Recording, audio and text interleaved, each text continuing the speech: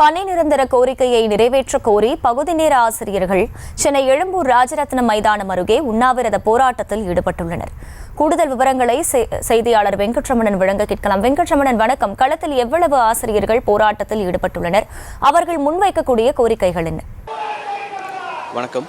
சென்னை எழும்பூர் ராஜரத்னம் மைதானம் அருகே பகுதி நேர ஆசிரியர் சங்கங்களின் ஒருங்கிணைப்பு குழு சார்பாக தற்பொழுது உண்ணாவிரத போராட்டம் என்பது தற்பொழுது தொடங்கி நடைபெற்று வருகிறது. கிட்டத்தட்ட இந்த உண்ணாவிரத போராட்டத்தில் பகுதி நேர ஆசிரியர்கள் பல மாவட்டங்களிலிருந்து வந்திருக்கிறார்கள். 500க்கும் மேற்பட்ட பகுதி நேர ஆசிரியர்கள் அவர்களது குடும்பத்தோடு தற்பொழுது இந்த உண்ணாவிரத போராட்டத்தில் பங்கு பெற்றிருக்கிறார்கள். ஒளிப்பதிவாளர் சுபாஷ் அந்த காட்சிகளை நமக்காக நேரலையில் காண்பிப்பார். கிட்டத்தட்ட அந்த மைதானத்திற்கு அருகே அமைக்கப்பட்டிருக்கக்கூடிய பந்தலை காட்டிலும் சாலையில் அமர்ந்து தற்பொழுது இந்த பகுதி நேர ஆசிரியர்கள் இந்த உண்ணாவிரத போராட்டத்தில் ஈடுபட்டு கொண்டிருக்கிறார்கள். இந்த மாநிலம் தழுவிய உண்ணாவிரத போராட்டத்தில் தமிழகத்திலிருந்து பல மாவட்டங்களில் இருந்து பணியாற்றக்கூடிய அந்த பகுதி நேர ஆசிரியர்கள் அவர்களது குடும்பங்களாக தற்பொழுது இந்த போராட்டத்தில் பங்கு பெற்றிருக்கிறார்கள். அவர்களுடைய பிரதான கோரிக்கையாக இருப்பது அவர்களை பணி நிரந்தரம் செய்ய வேண்டும் என்கின்ற ஒரு பிரதான கோரிக்கையை வலியுறுத்தி தான் தற்பொழுது இவர்கள் இந்த போராட்டத்தில் ஈடுபட்டு கொண்டிருக்கிறார்கள். அரசு பள்ளிகளில் 15,169 பகுதி நேர ஆசிரியர்கள் பணிபுரிந்து வருகிறார்கள்.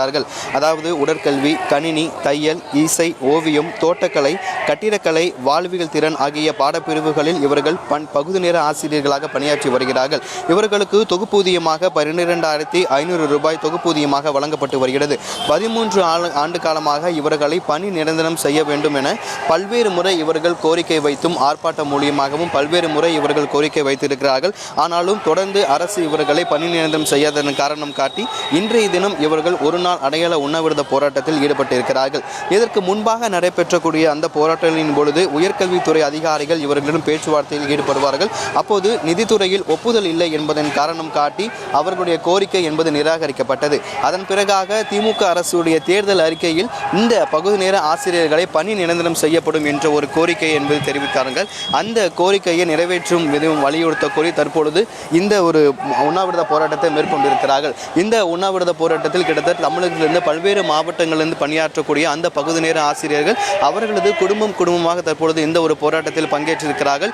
இன்று மாலைக்குள் பள்ளி கல்வித்துறை அமைச்சரும் தமிழக அரசும் தங்களுடைய கோரிக்கையை நிறைவேற்றவில்லை என்றால் அடுத்த கட்டமாக பல்வேறு போராட்டங்களை முன்னெடுக்க இருப்பதாகவும் இந்த பகுதி நேர ஆசிரியர்கள் தற்பொழுது தெரிவித்திருக்கிறார்கள். தற்பொழுது இந்த பகுதி நேர ஆசிரியர்கள் அரசுக்கு எதிரான ஒரு கோஷங்களையும் எழுப்பி வருகிறார்கள். முழு விவரங்களுக்கு நன்றி வெங்கட்ரமணன். செய்திகளை உடனுக்குடனும் துல்லியமாகவும் தெரிந்து கொள்ள சப்ஸ்கிரைப் பண்ணுங்க.